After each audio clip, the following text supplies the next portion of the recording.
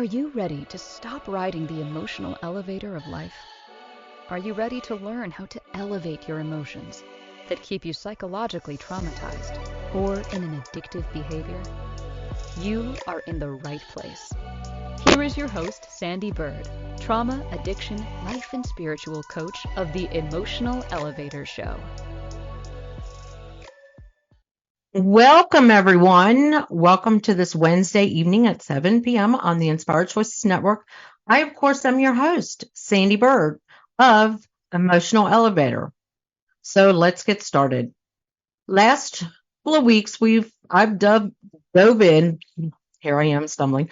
Dove in on addiction and obsession and all the psychological trauma behind it. Well, now I want to kind of dive in more on what's it time to love it or leave it, the addiction or the person in your family. Sorry, had just lost myself in this. Sorry, people. I don't know what I just clicked on, but I hit something. So we're going to go back to it. All right. Anyway, so when is it time to love it or leave it? And how do I, with my clients, how do we learn what their true addiction is? And how do we learn what the emotion is behind the addiction? So this was something I did in a post, and I do with my clients to just identify some addictions within them. What the addictions are within them is things that they have that they're conditioned to do, or that it's centered around an emotion. So let's start off this way, how I start off with my clients. Whenever I'm talking with someone and they want to know about addictions, and how do I really know if I have an addiction, especially if it's not a substance? Because a lot of people associate addiction with substance or alcohol or something of that nature, not emotional eating, not retail therapy, not people pleasing, not codependency. They don't associate that with addiction. So how I start out with my clients, and what started with me, was identifying what an addiction can be. So everyone, I want you maybe to think about this. Is there a certain product that you've used your whole life and you can't go without? That's kind of an addiction. So if you were raised in a household with a particular type of toilet paper, with a particular type of laundry detergent, you could be addicted to that. Now, the definition of addiction does say it brings pleasure to you, but think about it. I was raised with Tide almost my whole entire life. And there was a point in my life where I wanted to try other things because I was like, it's not doing it for me. I'm just not that excited about Tide. So that's kind of what I'm talking about. Some addictions are not a true something you think about, you're causing harm to yourself or whatever, but it's something that you are conditioned, and that does kind of bring pleasure to you. Think about it. Some people are, oh my gosh, I'll tell you a story about me, but most of this is going to be about clients and stuff. When I met my husband now, he preferred a different toilet paper than me. So we bought two different types of toilet paper because I, of course, was brought up on one particular type and he was brought up on a different. But we didn't want to bend on that. And then I realized, wait a minute, are we addicted? Am I going to really sacrifice a relationship over toilet paper? But what it was is that I had been conditioned my whole entire life on a particular brand of toilet paper. He had been conditioned on his whole entire life on a particular type of toilet paper. Now, isn't that funny to think about? But did either one of us want to change that? So was that an addiction? To some people, yes. To me, yes. And that's what I kind of start off with my clients is name something that you feel you can't live without. So can be a brand of toilet paper. Simple, right? Simple. So challenge them to go buy something different. And that's what I kind of do. I challenge them to go buy something different. And why can't they? And that's the big thing when it comes to addiction. Why can't they buy a different brand of toilet paper? Why can't they buy a different brand of soap? Because maybe that was a good part of their childhood. My whole family used Scott toilet paper, and so I have to use Scott toilet paper because that's what I was brought up on, and that's something minute, but it could be something that still within person brings them joy because it does remind them of something good about their family and their family background. And that is something that a lot of people do until they get challenged to change that. So that's kind of where addiction sits with me. And that's where I start off with some clients. Tell me of something that you might use in your life that you couldn't give up. Why do you use that? And what would happen if you didn't use it? And I've had some clients tell me, well, I'll get a rash if I use a different brand of laundry detergent, or I don't like the smell of other laundry detergents. Well, there's unscented.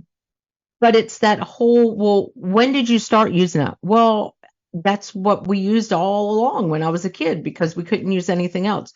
So that's when I challenge them. Well, go get something else. Well, I'm afraid to because when I was a kid, have you ever thought maybe you changed since you were a kid? More than likely, yes. I was a kid that I grew up untied because I had sensitivity to things. I have a child that has sensitivity to things, but I decided to start just branching out and changing and trying different things. So it was because it was a conditioned, which could be an addiction, where I just continued with that. But tonight is all about mainly the strong addictions. Can you love it or leave it? And what is the emotion? So when I am working with clients who come to me, two of them I have as success stories, and they're on my website, not as their names. They had strong addictions to certain things. And one of them was a substance and one of them was food. And of course, as you've heard my story, I was an emotional eater. Now, how did I identify with that? The first things I do with my clients is we identify what is the addiction that is holding you back.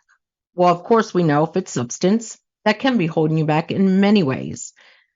But when it's something like someone says, well, food isn't a strong addiction. Yes, it is. You can cause yourself so many mental, physical ailments and mental ailments by eating the wrong kinds of foods. So the one client that was addicted to a substance, it's getting down into why. What is it that you're trying to obtain with this substance? What emotion, because the common definition of addiction is a pleasure, it's to create pleasure. But how many people do you know that are alcoholics that get DUIs or wake up the next day and they're drunk? I had a mother, and I've been around someone who kind of goes through psychosis where they're vicious. They become mean because of the addiction. Who really wants to be around that? We'll get to that topic as we continue. So thinking about that, is that really pleasure? I don't think so. What I've learned through myself, through my clients, and through my life, being the daughter of an alcoholic, is that it's an emotion. It's a trauma. It's a psychological trauma within someone that they're trying to use that substance, use that food, use that retail, use whatever it is that they're trying to use to squash that emotion or elevate that emotion. Because if you would have listened to the first show talking about psychological trauma and addiction, whenever you go to a funeral or, anything of that nature, someone tries to hand you something to help you elevate your emotions during a emotional time. That's not really helping, is it? That's just suppressing the emotion in that moment. You still got to sometimes go home by yourself and cry it out. So when I'm working with my clients, we have to get to that emotion or that trauma that they suffered that they're either trying to suppress or they're trying to regain the emotion from. And that's where addiction comes into play. And that's why I have become and study a lot on addiction and the correlation with emotions, addiction and the correlation to psychological trauma, and psychological trauma and addiction, and that whole correlation. Because think about it. How many people out there wake up and go, I'm going to become an addict today? They don't do that. It's because of a psychological trauma that they either were not allowed to express or they did not know how to handle it, or their flame, the flame within inside them, that we all have this light, this spiritual light, was put out. And they don't know how to get that back. So what do? They use something to get that emotion back. So that's where working with my clients, what we do is we have to identify.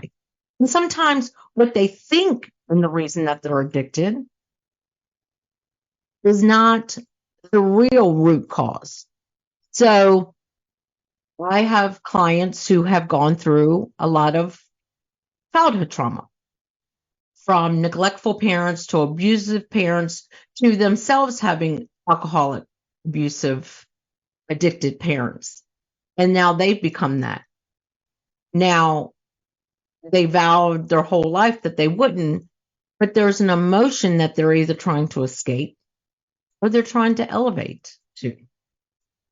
And that's why that cycle continues, because they never got the skills to formulate the emotion or to get rid of this psychological trauma and let go of the psychological trauma.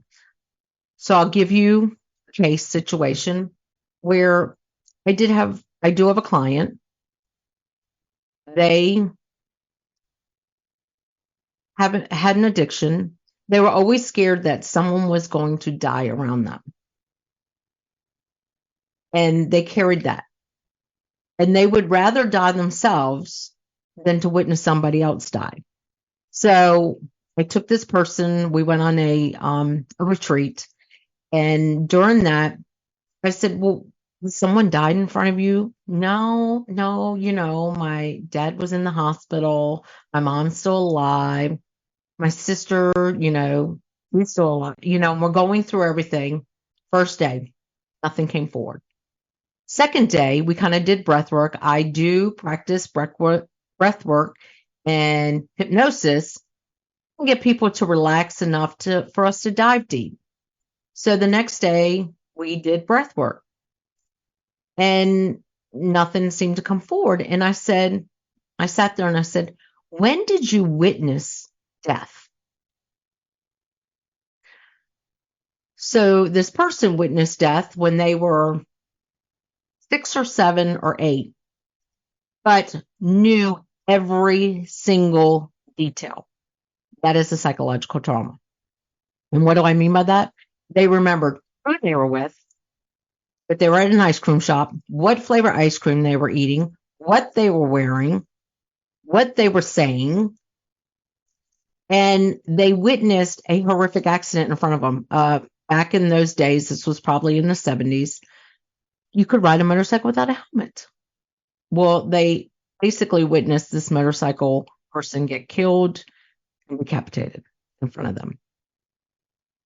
And it was right away, the person with them covered their eyes. Oh, don't worry about that. Don't worry about it. There was never a discussion about that. So this person has carried it their whole life and has been afraid of death because it was never discussed. Now, is that on the other person No, because that other person was trying to protect a child and just did that. Didn't Do we now sit back and say what they should have done was probably discussed it and maybe said, how are you feeling? Like, get through it. What do we know in those situations? It's just a reaction. There's a reaction. Everything becomes a reaction. So this person, this client of mine, carried that on and dealt with fear of death because it was never discussed. And this person never realized it until I was able to sit down with them and really figure it out that you had to have witnessed something horrific in your life. Well, I mean, it wasn't that big of a deal. Here's the thing.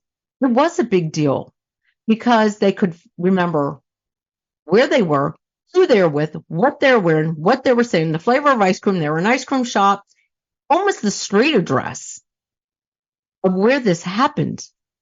That is what psychological trauma is. It's remembering something so vivid, but you put it all the way back here. And all it does is death, death. And that person became addicted because they did not understand, never could understand why they had such strong emotions around death. Well, that is one of my success stories because this person is clean and sober and works with NA and myself. And we continuously work on the emotions because there's other emotions involved in the addiction. It's just not that. But that was such a strong part of the addiction because they never were able to talk about it, what they saw. So this person probably had nightmares after nightmares, and it was just go back to bed instead of taking those moments to figure out why the nightmare was there, how to handle the nightmare. But that was up to her, was up to my client to heal from that now. That's her job to heal from that because you can't go back. That is the past. Same thing as some of the stories I told you with addiction and psychological trauma from you go to school first time, and this has been a story. Christine shared it when she interviewed me, but it's been a story with other people, and it's been a story with me. When you first go to school, when you're wearing this great outfit, and you're so excited about it, and then someone teases you about it. So you're all the way up here, and I'm putting my hands up like if you're listening to me tomorrow or you're listening to me, you can see it. Like you're all the way up on this cloud 9, and someone brings you down to you're laying on the ground.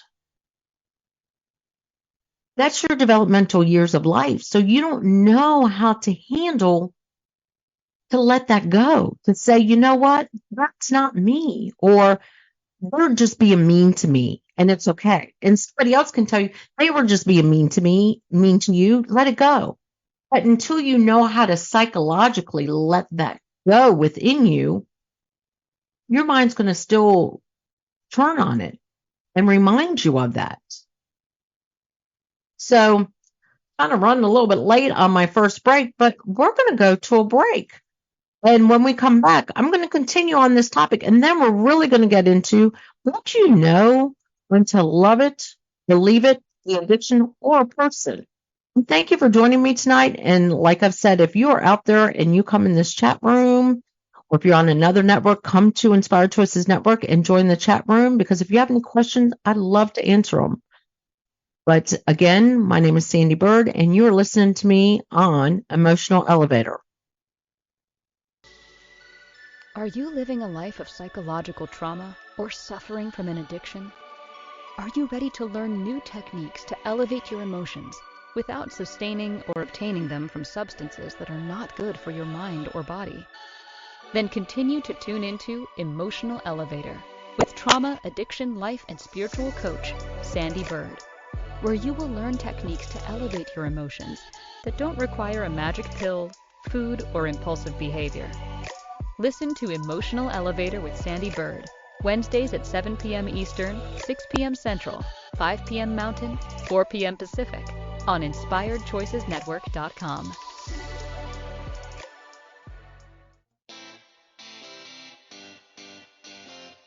Are you a subject matter expert? Are you here to share your expertise with an audience waiting to hear from you in only the way you can deliver? Are you ready to have your voice amplified across the airwaves? Inspired Choices Network has a global radio platform streaming to millions of people across the world. Professionally produced and supported by an accomplished team every step of the way, you can broadcast from anywhere in the world, knowing your voice matters, and we ensure it is delivered with ease and efficiency. Eager to hear your message, the world awaits. Contact us today to become an Inspired Choices Network radio host. Email becomeahost@inspiredchoicesnetwork.com. This is Emotional Elevator with Sandee Byrd. To participate in this program, join the live studio audience in our chat room at inspiredchoicesnetwork.com. You can also send an email to sandy@emotionalelevator.com. Now, back to the program. Well, welcome back. We were going through addiction and how, with my clients, how we get to the addiction. And I was going through one of my clients who went through some psychological trauma as a child and didn't realize that a lot of her addiction stemmed from witnessing a death that was never explained to her.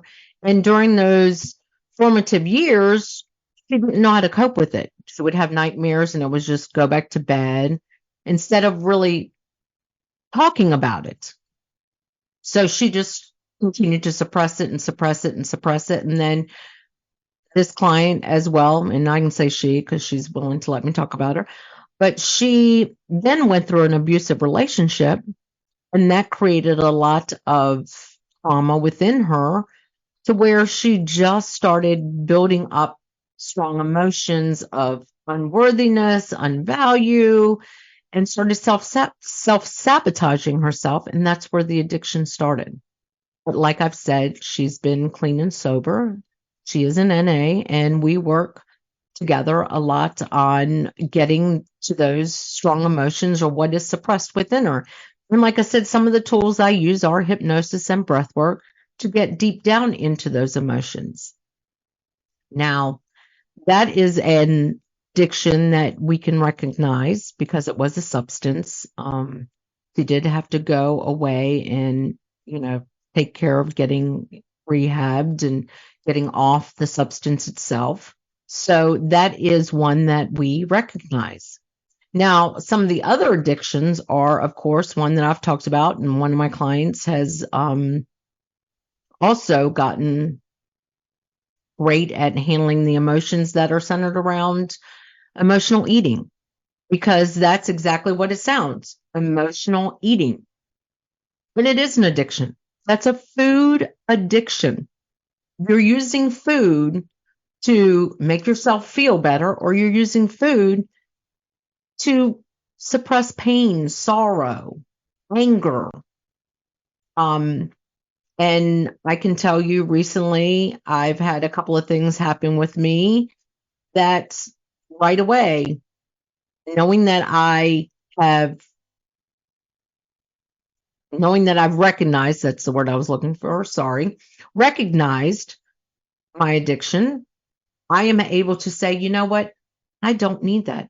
Let me journal about it. Let me cope with that. So this client had emotional eating as her addiction. Again, she enjoys kind of talking about her story. When she was able to identify that she was an emotional eater, she did want to lose weight. She wanted to take control of her life, but she was able to work on the food side of it and losing the weight and knowing that that was her addiction. But it was, okay, so how do I stop emotional eating? What do I need to work on? So again, we used breath work. A lot of, we did kind of a talk therapy and talk through those emotions. Why was she an emotional eater? What was the emotion she was trying to obtain? What was the emotion she was trying to suppress? And she too went through some psychological trauma growing up, especially when you end up becoming, and I'm going to say it this way, the fat kid. Because I, at one point in my life, was the fat kid. And being called that, you end up associating yourself with that. And that's where the emotional eating side of it. And you can watch the reality shows, 600-Pound Me or whatever the name of that show is, and you can watch that. I was always labeled as the fat kid, or, all those things. And then you become that.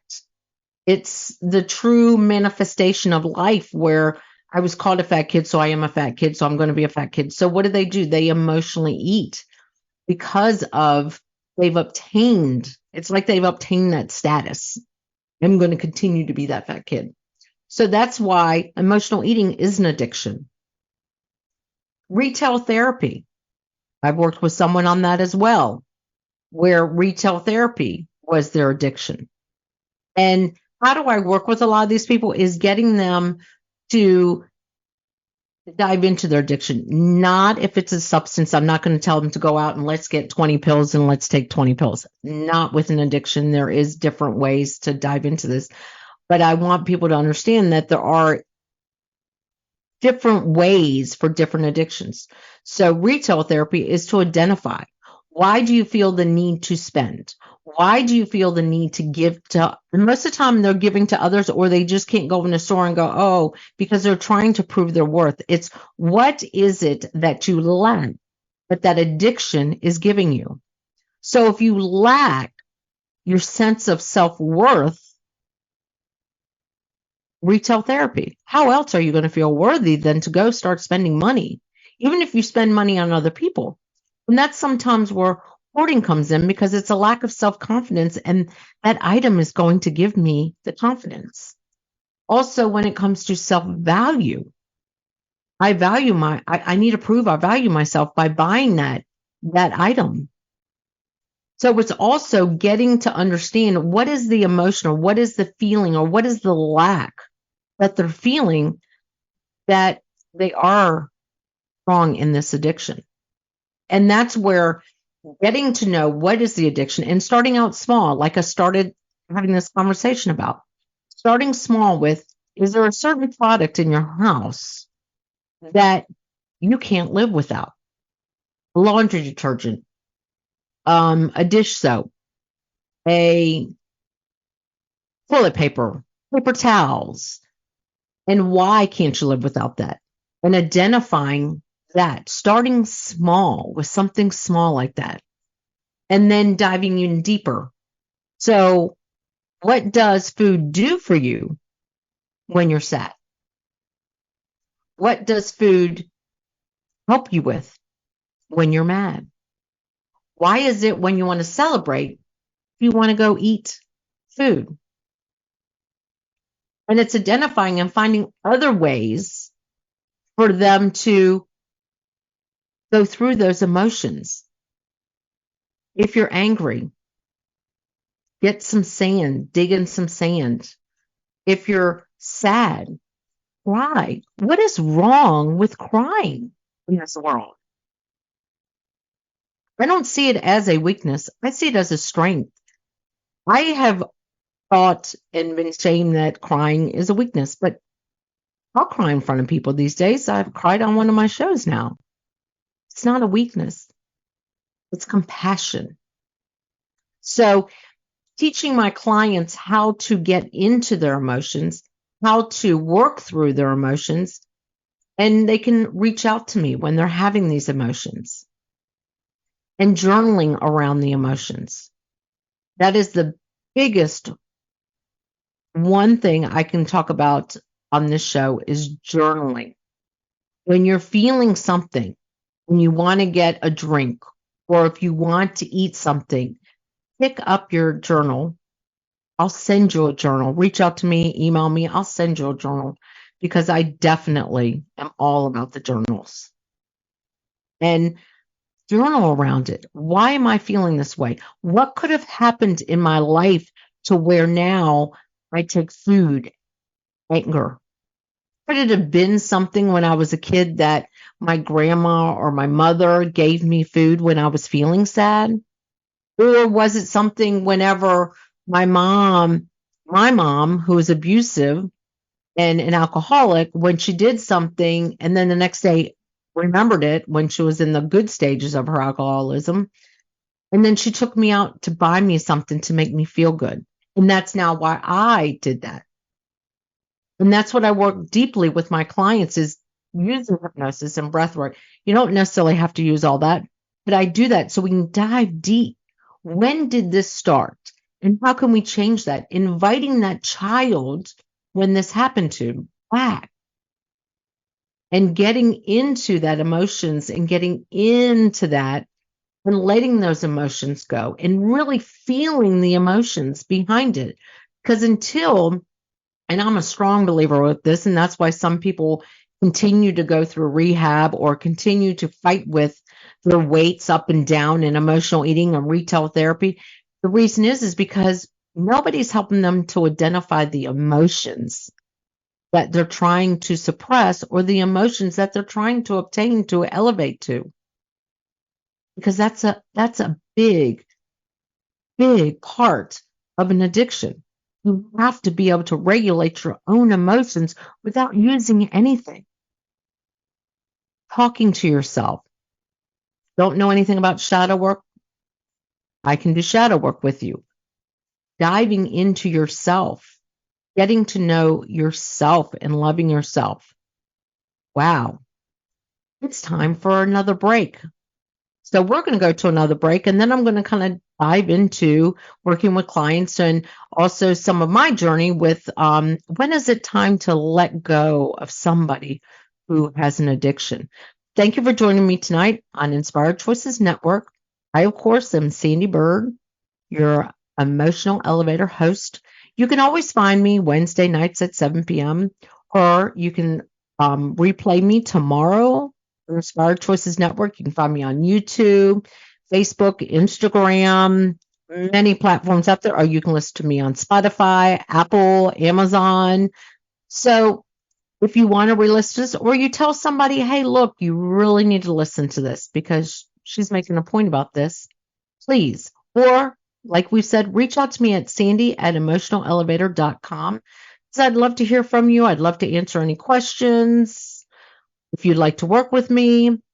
But we're going to go to a break because I've got a lot more to talk about in the next half an hour. And thank you again for joining me. Are you living a life of psychological trauma or suffering from an addiction? Are you ready to learn new techniques to elevate your emotions without sustaining or obtaining them from substances that are not good for your mind or body? Then continue to tune into Emotional Elevator with trauma, addiction, life, and spiritual coach, Sandee Byrd, where you will learn techniques to elevate your emotions that don't require a magic pill, food, or impulsive behavior. Listen to Emotional Elevator with Sandee Byrd, Wednesdays at 7 p.m. Eastern, 6 p.m. Central, 5 p.m. Mountain, 4 p.m. Pacific, on InspiredChoicesNetwork.com.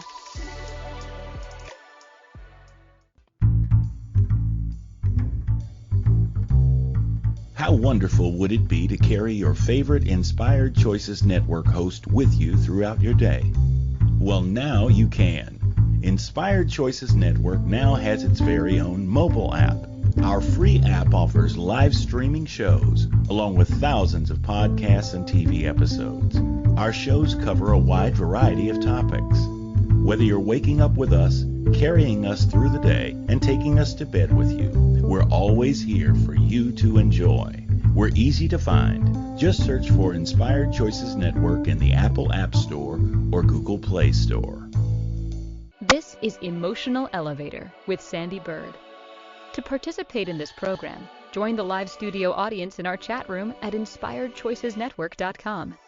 You can also send an email to Sandee@emotionalelevator.com. Now, back to the program. Well, welcome back, everyone. Welcome back. So the first part of the show, I've been kind of talking about addiction and working with my clients on addiction and identifying addiction and starting with small items like brands that you have to have within your house because of formed conditions and beliefs about those brands when you're kids or your family's always used. And then getting into identifying the addiction and how you really need to learn to regulate your emotions and how working with me and working together on it, we learn to regulate those emotions through many different techniques, shadow work, through hypnosis and breath work, to get into those emotions and why we feel the way we feel. Now, I kind of want to talk about, because I also have clients that come to me that are children or parents of an addict. And when is the moment to love them or leave them? Because that is a very strong topic and it's a very hard topic to talk about, especially being a mother and being the daughter of an alcoholic. My whole family, we've had struggles. I mean, everyone has an addiction. I 100% could tell you 100% of the population has an addiction to something. It can be working out, it can be emotional eating, retail therapy, everyone. But when is the time when you have someone who is substance abuse, who is alcoholic? Because as a child of one, and being a parent, not saying my children have strong addictions, because they don't, but there was a time where we all struggled with some forms of substance addiction. I'll be honest about that. But when is the time to step back and say, you know what, I've done all I can, and there's not much more I can do? First, it's realizing that even as a parent or as a child of somebody who has an addiction, it is not your fault. That was a hard comprehension for me as a daughter, because I was always screamed at. And I have a client who has a parent that has also done the same things as my mother. And being able to say, it is not your fault, feeling it's your fault when they don't want to get help, when you're there offering to help them get help. Because that's the biggest thing, where we take on all the blame and guilt and shame.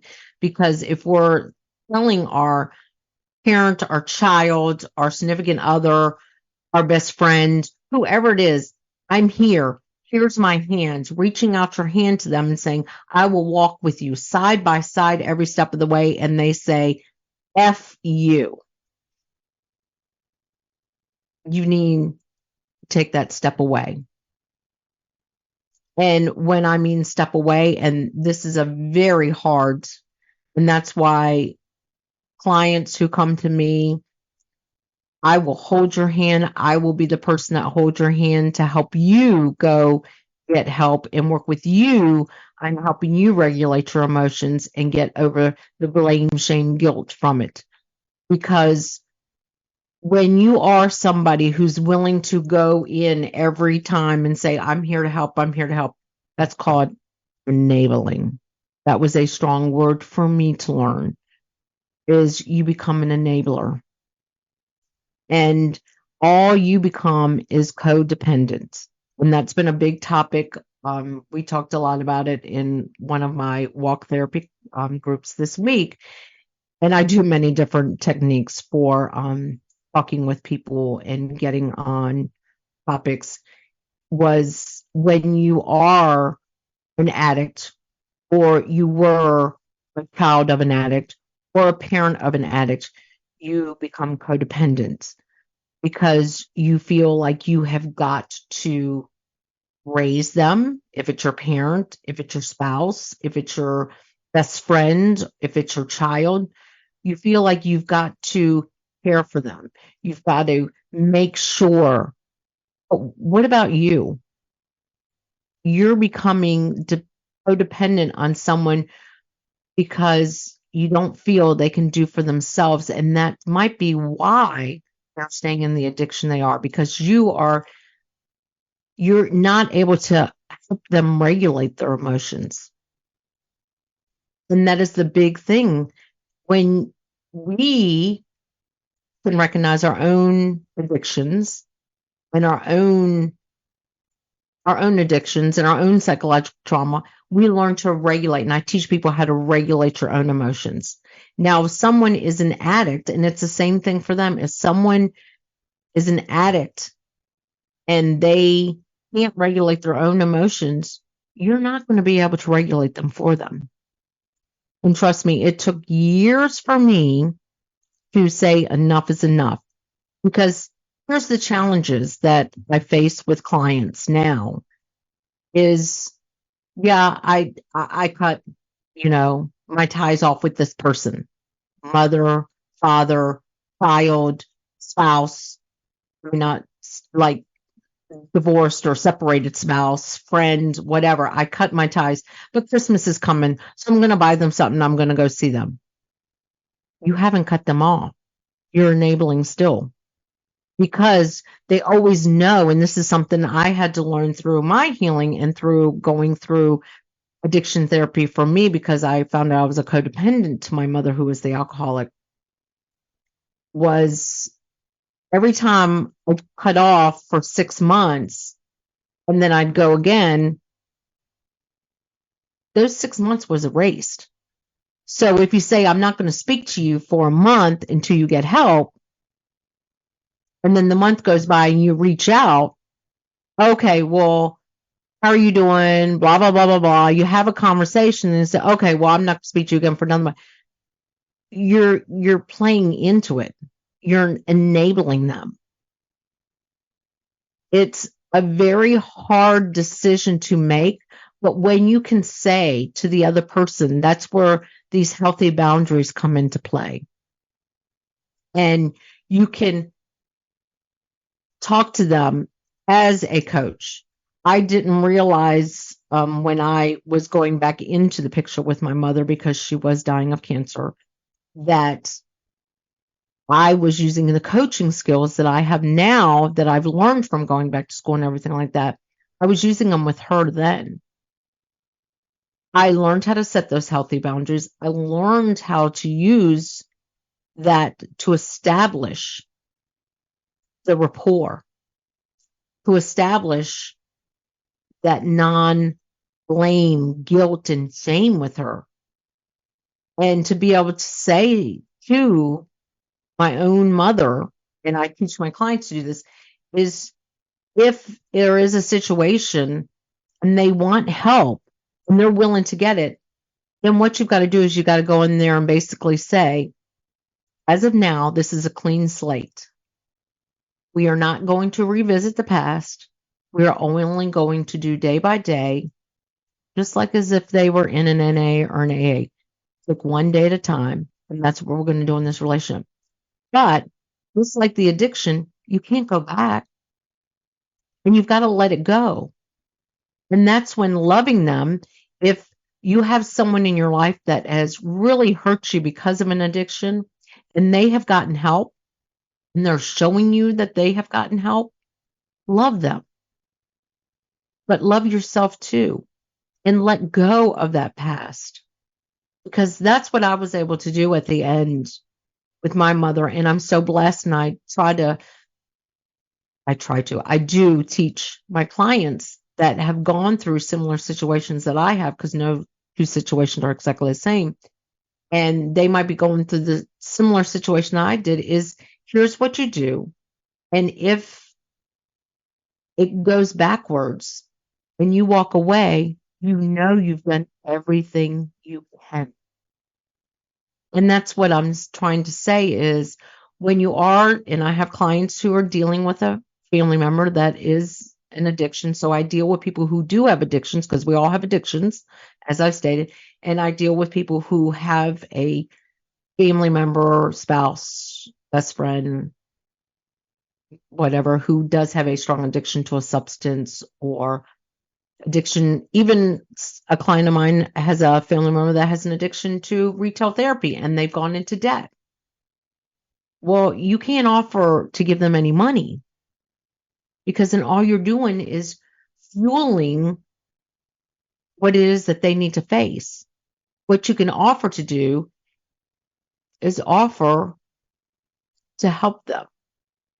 Offer, not you to personally help them. Offer say, hey, look, why don't we sit down and I'll find someone to help you? Or why don't we, I'll go with you. I'll take you to that substance abuse place. But you've got to be ready. And that's another whole gamut with my success story client who was an addict. Is there was a time where she went off basically the deep end and she was using very heavily, and we had already started working together, and she contacted me and said, I really need. No, you don't need. And before we started really working together, she wanted to work with me a while ago, and she would contact me and say, I need you to work with me. Okay, why do you need me to work with you? Well, because blah, blah, blah, blah. And she gave me all these, and I'm going to say excuses.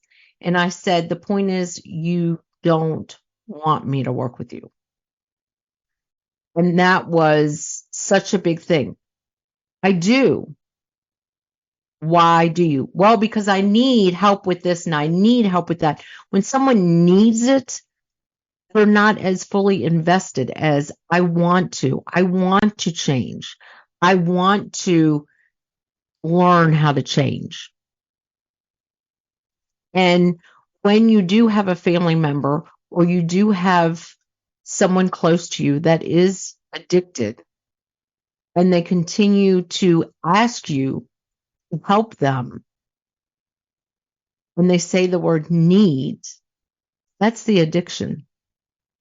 If they want you and they're willing, and why, and you start asking, well, why do you want me to help you?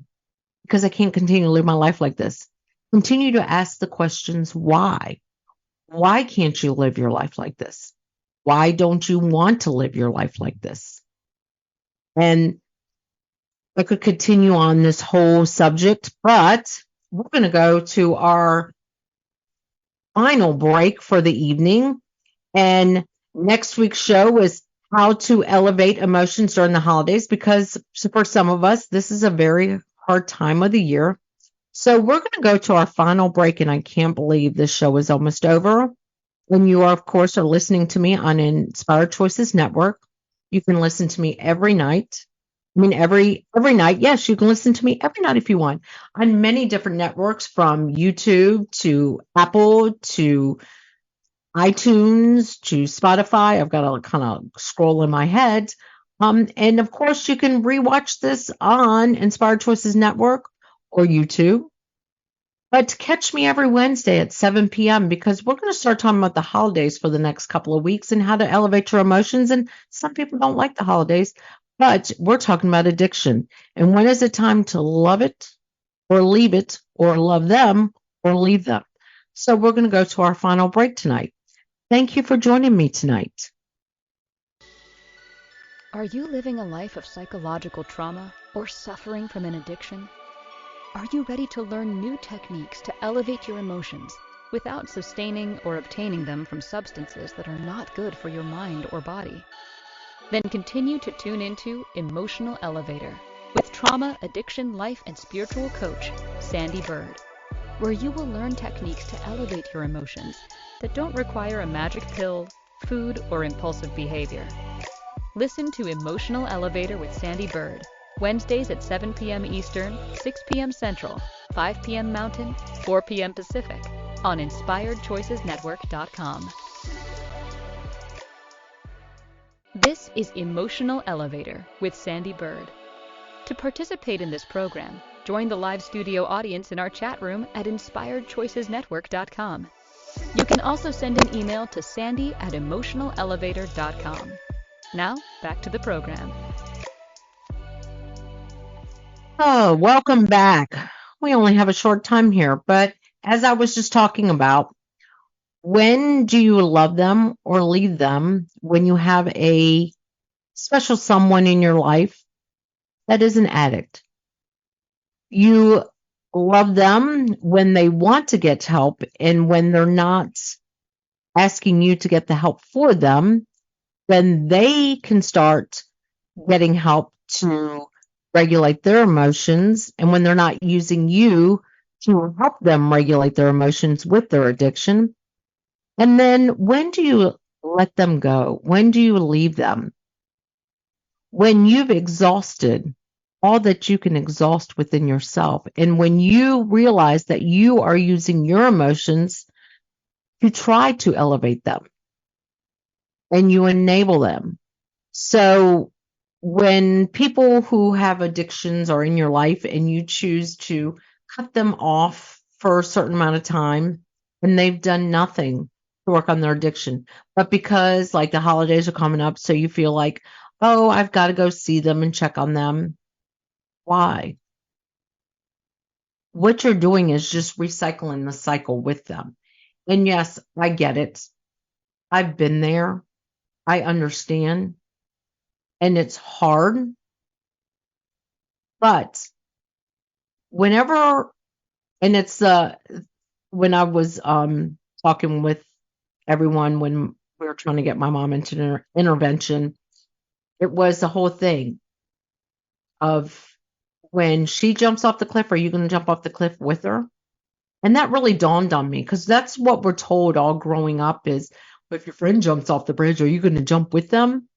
And that's what they were trying to say I was doing my whole entire life with her was I was the life raft that she was never going to grab onto, but I was still sitting there holding it for her. And when I started realizing that, I stopped focusing, that I'd spent my whole life focusing more on her than my own family, my own children, and sabotage my own self for her addiction and her emotions to try to make her feel better because I had gained shame and guilt. Live TV, can erase that. Shame and guilt for not being a better daughter, for not being there to help her, for not being there. Those are all the feelings, but those are feelings that I was putting on myself. She wasn't putting on for me. I was putting on myself. So I had to learn to let her go, to leave her. And the sad part is with all of that, she lost years with me. I didn't lose years with her. I gained years with me. And that's what I like to teach my clients that I work with that have addiction within their family or significant other, is that you're losing time that you are never going to get back. You cannot regulate their emotions, and you end up centering your emotions around them. And that's where leave them. But if they do get help, you can be there. And it's very hard when it's someone you love so dearly and then something ends up happening to them, because you take that guilt. That's why you've got to work on yourself and get over the feelings you feel, because it's the same thing as being a mother now. None of my kids are addicts. So, I mean, there is addictions, but they're not substance or alcohol. But when I think about my own children at their point in their lives, they're in their 20s.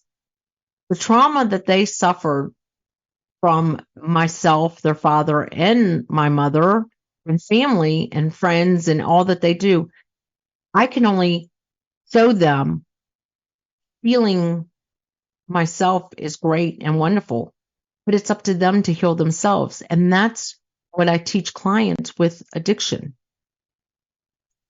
It's all about healing yourselves. And it's all about showing them that it's okay to have these emotions and these thoughts, but you can elevate yourself. So you need to focus on you. Oh, it's that time. I am so sorry. Thank you for listening to the Emotional Elevator Show. Sandee returns Reach out to me. Wednesdays at 7 p.m. Eastern, 6 p.m. Central, 5 p.m. Mountain, 4 p.m. Pacific on InspiredChoicesNetwork.com. Until then, Start elevating your emotions and stop riding the emotional elevator that is stopping you from living the life you deserve.